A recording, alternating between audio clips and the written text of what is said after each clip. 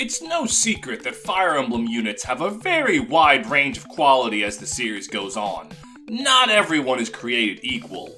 To just use a single game as an example, you have gods like Seth, who just break the game like it's a pre-release Bethesda product. You have units like Amelia, who suck so bad they become popular because they suck so bad. Hell hath no fury like the fan of a shitty Fire Emblem unit.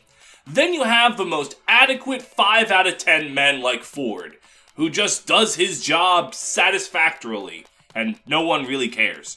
Now, normally a bad unit is just a bad unit. Maybe they were made for a niche that worked on paper but didn't work so well in practice.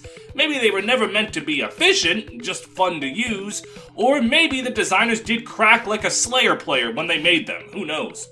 But Shanam from FE5 offers a different approach, as his shittiness is not only legendary, but intentional.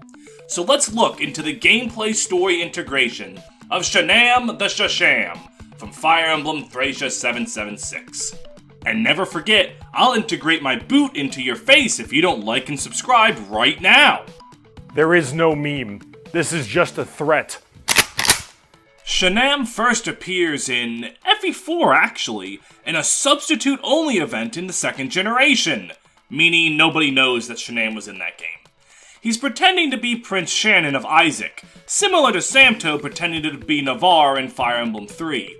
But while Samto was a competent mercenary who was just fibbing to get work, Shanam is not a fighter at all. In fact, he's only pretending to be Shannon to get laid, figuring that being Shannon is all a man needs to get women to drop their undergarments. Which,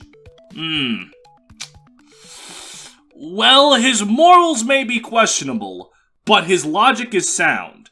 However, his lie is sussed out by Jian, so he gives her a shield ring in exchange for her to just leave and pretend the whole interaction never happened.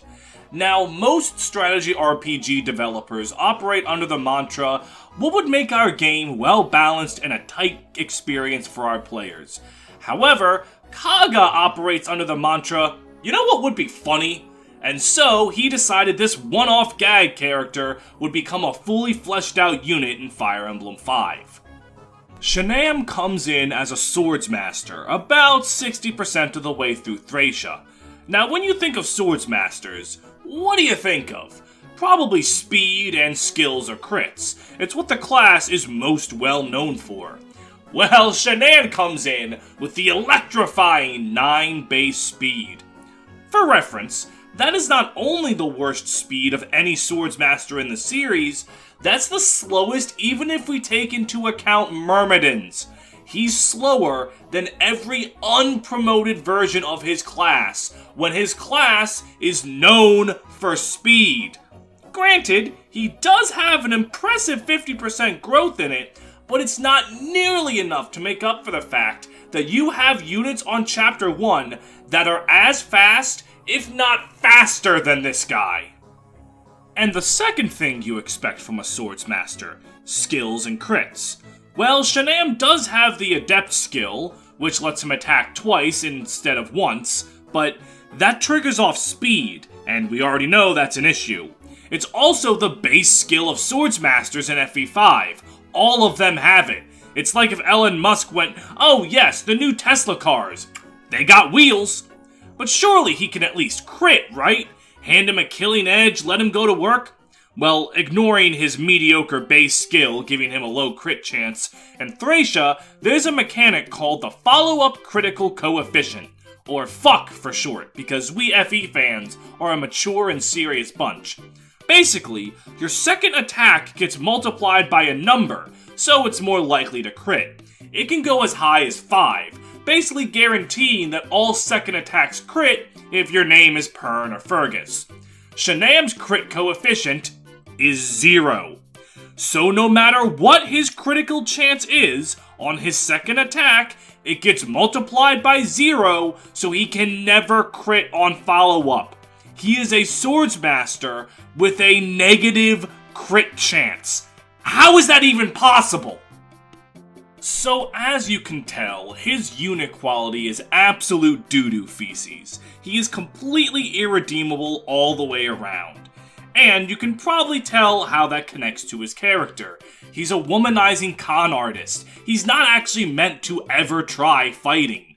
His ending even states this, as he finds that his skills as a fighter suck, so he stops being a mercenary. That integration alone would probably make most people chuckle, but the fact that he's a con artist actually plays into his lone good thing.